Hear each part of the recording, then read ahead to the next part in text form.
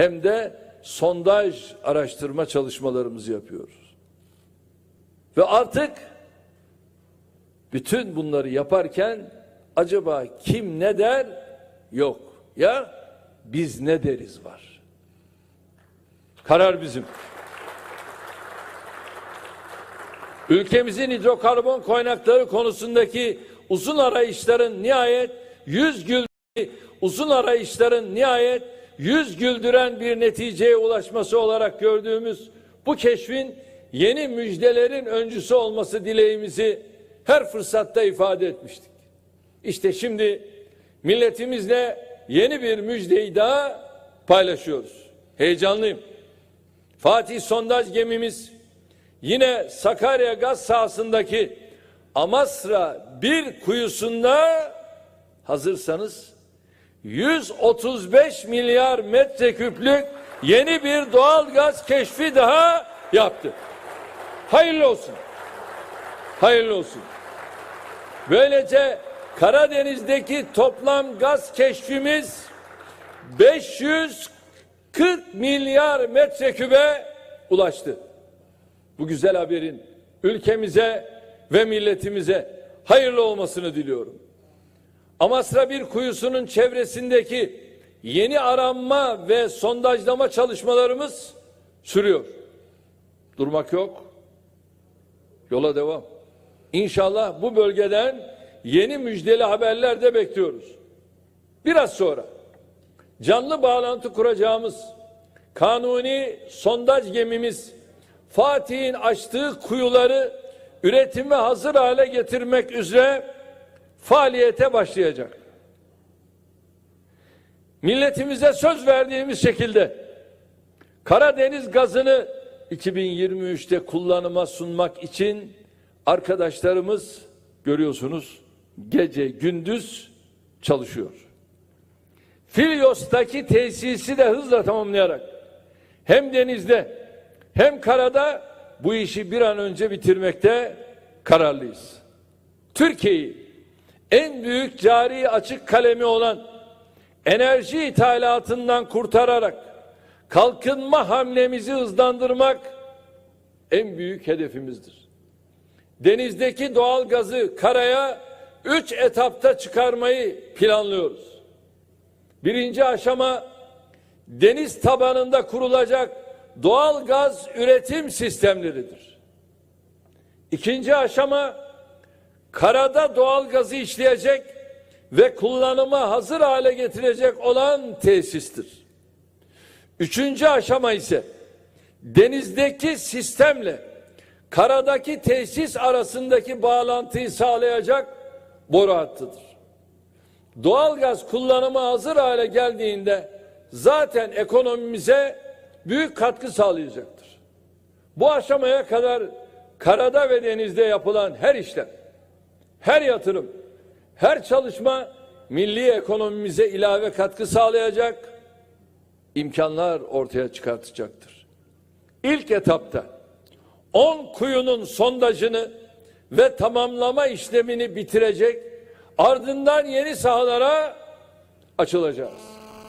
Türkiye'nin denizdeki ve karadaki doğal gaz arama faaliyetlerinde bugün geldiği yer dikkatli, sabırlı, azimli çalışmaların ürünüdür.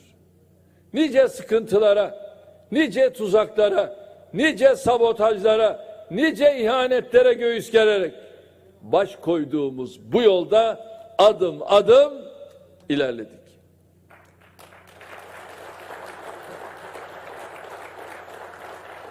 Ecdadımız Fatih, aşılmaz denilen surlarla çevrili İstanbul'u gemileri karadan yürüterek fethetmişti.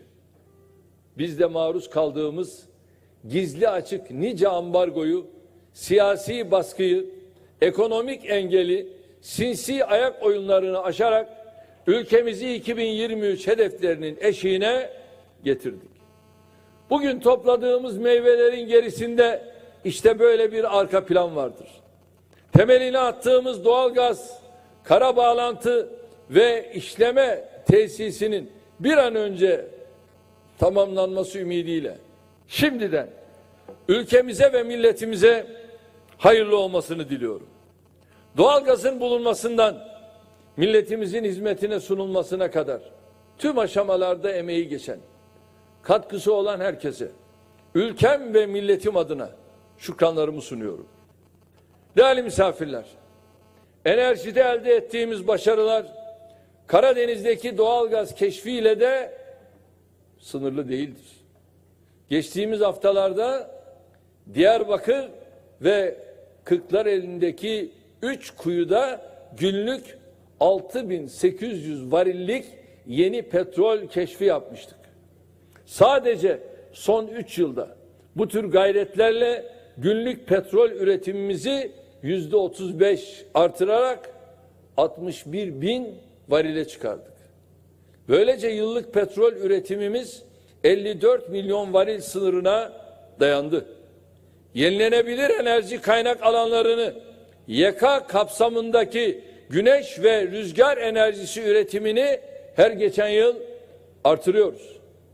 Bugün enerjide Türkiye'nin toplam kurulu gücü olan 96.000 megawattın 61.000 megawattını yerli enerji kaynaklı olarak hallettik. Bu 61.000 megawattın 50.000 megawattı da yenilenebilir enerji kaynaklarından elde edilmektedir. İthal kaynaklara dayalı kurulu gücümüz ise 35.000 megawatt civarındadır. Yenilenebilir enerji konusunda önemli atılımlarımız var. Halihazırda 1000 megawattlık güneş enerjisi yatırımıyla ilgili süreci tamamladık. Bu yıl 2000 megawattı güneş ve 2000 megawattı rüzgar olmak üzere toplamda 4000 megawattlık yenilenebilir enerji yatırımını harekete geçirmiş olacağız. Akkuyu nükleer güç santralinin 3. reaktörünün temel atma törenini Rusya Devlet Başkanı Sayın Putin'le birlikte gerçekleştirdik. İnşallah bu santralin ilk reaktörünü 2023 yılında hizmete alacağız. Vadeli elektrik piyasasını da devreye alarak elektriğin ileri tarihli alım ve satımına imkan sağlıyoruz. Her alanda olduğu gibi enerjide de çalışmaya, üretmeye, gelecek nesillere eser bırakmaya devam edeceğiz. Değerli misafirler, kamil odur ki koya dünyada bir eser, eseri olmayanın yerinde yerler eser. Evet, biz eser ve hizmet siyasetiyle 19 yıldır milletimizin emrinde gece gündüz çalışıyoruz. Yaptığımız işlerin şahidi bizatihi milletimizin ta kendisidir. Demokrasiyi ve özgürlükleri toplumun her kesimine, her bireye yayan bir yönetim anlayışının sahipleri olarak kalkınma atılımlarımızı da ülkemizin 81 vilayetini kapsayacak şekilde genişlettik. Batı Karadeniz'in tüm şehirlerini yatırım, üretim, ticaret, ihracat merkezi yapacak Filyos projesi işte bu anlayışın örneklerinden biridir. Filyos'u ülkemizin kara, demir ve hava yollarına bağlayacak ulaştırma altyapıları tüm bölgeye de hizmet verecektir. Artık Batı Karadeniz'de yeni bir dönem başlıyor. Zonguldaklı, Bartınlı, Karabüklü ve bölgedeki diğer şehirlerde yaşayan kardeşlerimiz her geçen yıl bu yatırımların faydasından daha çok istifade edeceklerdir. Türkiye'nin yatırım, istihdam, üretim, ihracat ve büyüme odaklı kalkınma hamlelerinin somut neticeleri birer birer ortaya çıktıkça 2023 hedeflerinin 2053 vizyonunun afaki söylemler olmadığı çok daha iyi anlaşılacaktır.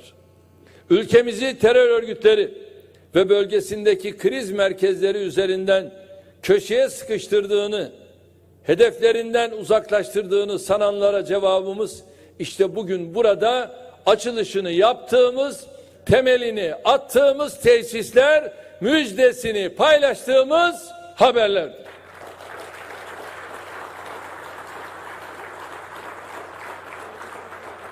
Büyük ve güçlü Türkiye'nin ayak sesleri giderek daha yakından gelmeye başladıkça birilerinin telaşı da artıyor. Ama ne yaparlarsa yapsınlar, bu kutlu yürüyüşü engelleyemeyecekler. Bu duygularla hepinizi sevgiyle, saygıyla selamlıyorum. Şimdi ülkemizle birlikte tüm dostlarımızın da sevinçle takip ettiğine inandığım açılış ve temel atma törenlerimize geçiyorum. Ve önce kanuni sondaj gemimizle bağlantımızı gerçekleştiriyoruz.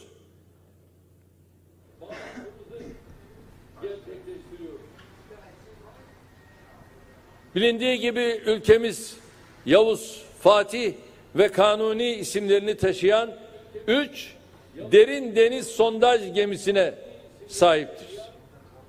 Maşallah üst üste keşifler yapan Fatih gemimiz halen Türkali 2 kuyusunda sondaja devam ediyor.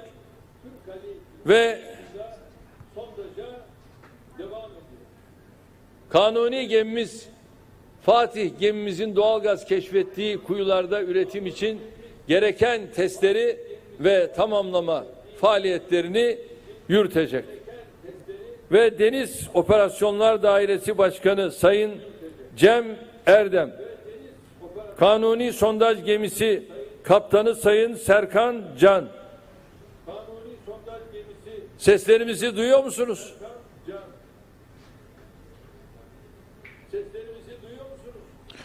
Duyuyoruz Sayın Cumhurbaşkanım. Biz duymuyoruz. Duyuyoruz Sayın Cumhurbaşkanım. Bir daha deneyelim. Sesimizi aldınız mı? Bir daha deneyelim. Sesimizi aldınız mı? Sesinizi duyuyoruz Sayın Cumhurbaşkanım. Ha, şimdi gayet iyi. Evet. Ve Sesinizi duyuyoruz Sayın Cumhurbaşkanım. ha, şimdi gayet iyi. Evet. Tabii üst üste keşifler yapan Fatih gemimiz halen Türkali 2 kuyusunda sondaja devam ediyor. Kanuni gemimiz Fatih gemimizin doğalgaz keşfettiği kuyularda üretim için gereken testleri ve tamamlama faaliyetlerini yürütecek. Akdeniz'de görev yapan Yavuz gemimize geçmeden önce Cem Erdem Bey'i şöyle bir dinleyelim. Cem Bey buyur bakalım.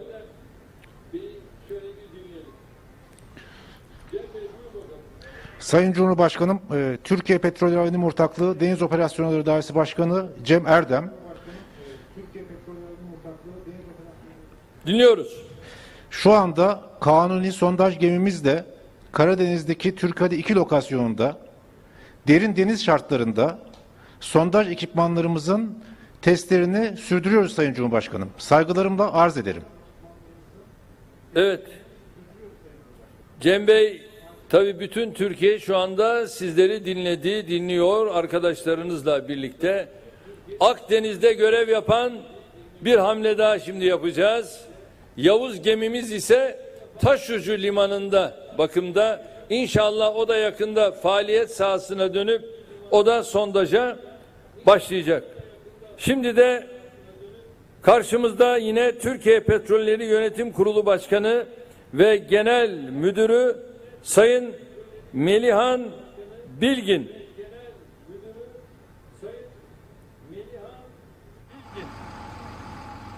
Melihan Bey buyurun. Sayın Cumhurbaşkanım, kara işleme tesisleri Sayın Cumhurbaşkanım, kara işleme tesislerinin temel atma töreni için hazırız. Arz ederim. Evet, ben de çok teşekkür ediyorum. Tabii aynı şekilde sizleri de tüm ülkemiz dinliyor. İkinci bağlantımız da Filyos doğalgaz kara bağlantısı ve gaz işleme tesisi temel atma töreniydi. Limanımızın hemen yanı başındaki bu tesis denizden çıkartılan ve boruyla karaya ulaştırılan gazın önce içindeki suyu ve diğer sıvıları ayrıştıracaktır. Daha sonra gazın içindeki partikülleri yine bu tesiste filtrelenecek, basıncı ayarlanacak ve kullanıma hazır hale gelen gaz şebekeye sevk edilecektir. Bugün temelini atacağımız bu tesisin inşası gazın karaya ulaşacağı 2023'e kadar tamamlanacaktır. Bir kez daha bu tesisin ülkemize ve milletimize hayırlı olmasını diliyorum. Ve son olarak da Filyos limanımızın inşallah açılışını yapıyoruz. Ancak 1 ve 2. etap ile kendilerinde kordelalar var mı? Şu anda bilemiyorum.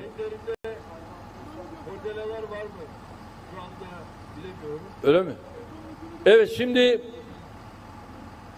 buradan talimatı veriyoruz ve temel atma törenine geçiyoruz. Gerek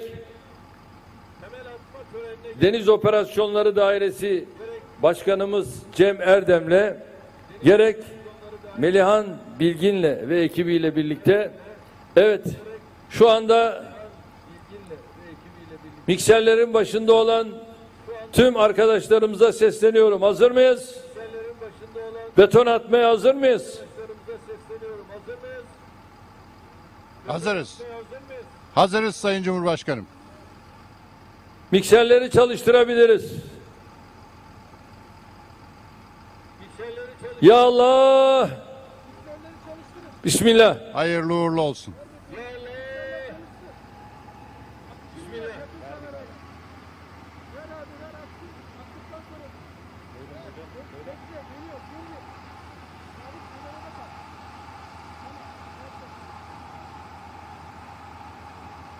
Karadaki henüz mikserlerden betonları görmedik. Geliyor galiba. Evet. Mikserlerden betonları görmedik. Heh.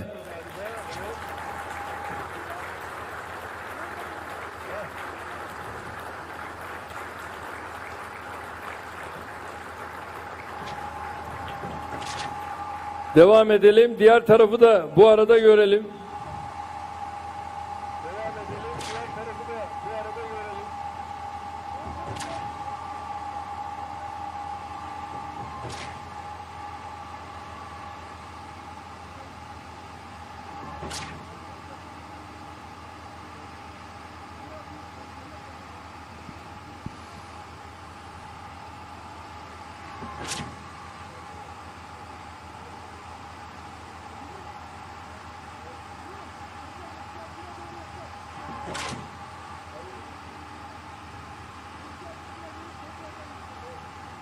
Melihan Bey, senin beton biraz ağır çalışıyor galiba. Melihan Bey, senin beton biraz ağır. Güzel. Ağır olsun, hayırlı olsun Sayın Cumhurbaşkanım.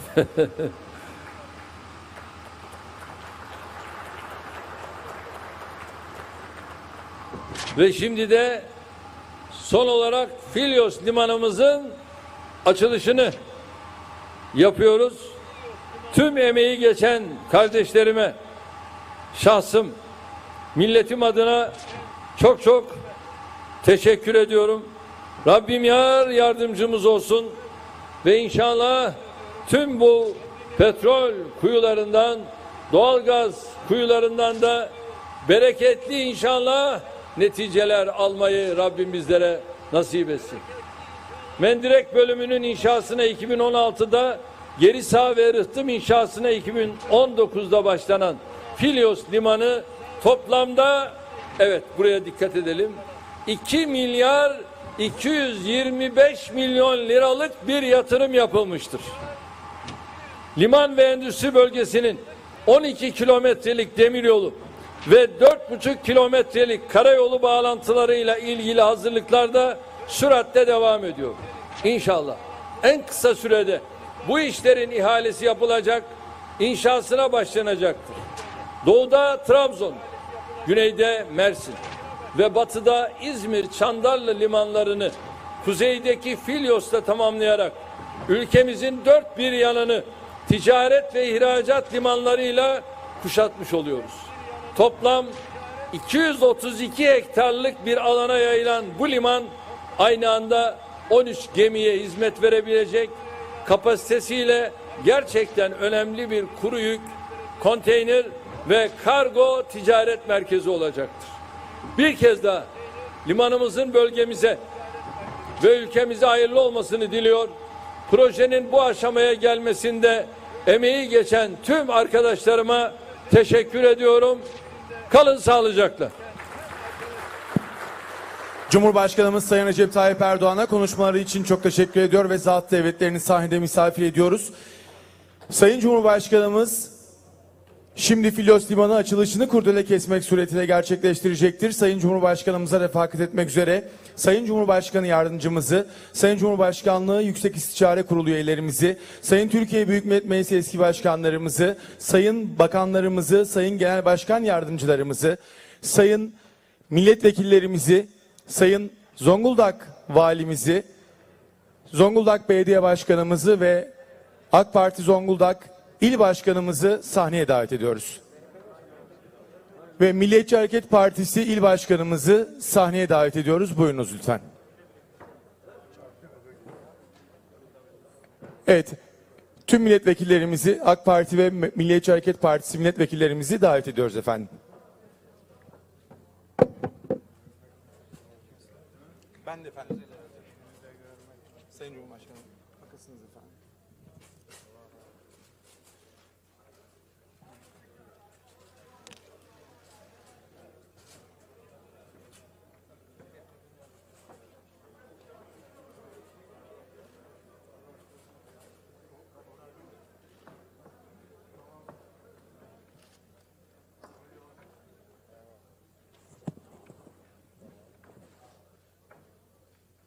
Evet.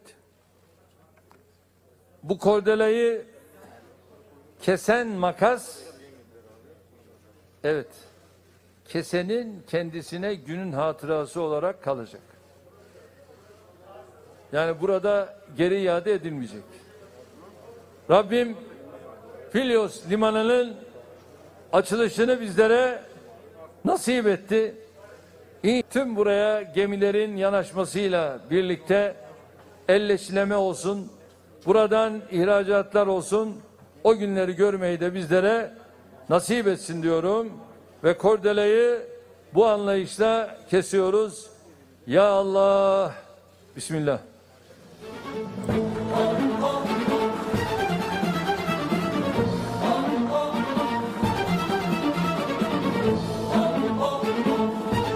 Değerli konuklar, Cumhurbaşkanımız Sayın Recep Tayyip Erdoğan, Filyos Limanı'nın açılışını kurdele kesmek suretiyle gerçekleştirmiş ve Zonguldak'ımızın, ülkemizin hizmetine sunmuştur.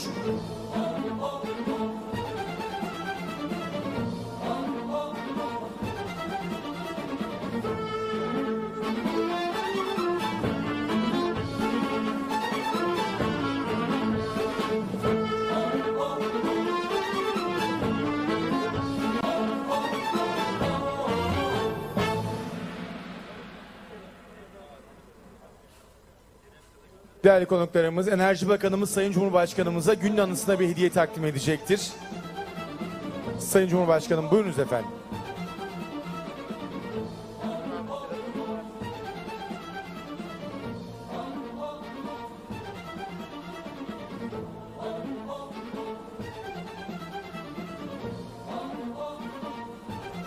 Değerli konuklar, Cumhurbaşkanımız Sayın Recep Tayyip Erdoğan, Filyos Limanımızın açılışını kurdele kesmek suretiyle gerçekleştirmiş ve Filyos doğalgaz işleme tesisleri temel atmasında gerçekleştirmiştir. Bu güzel hizmetlerin şehrimize, ülkemize ve aziz milletimize hayırlı olmasını temenni ediyoruz.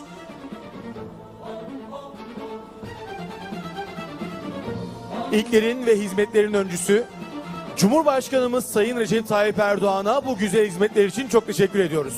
Ve programımızı katılımlarıyla onurlandırdığı için Sayın Cumhurbaşkanımızı saygılarımızla uğurluyoruz efendim.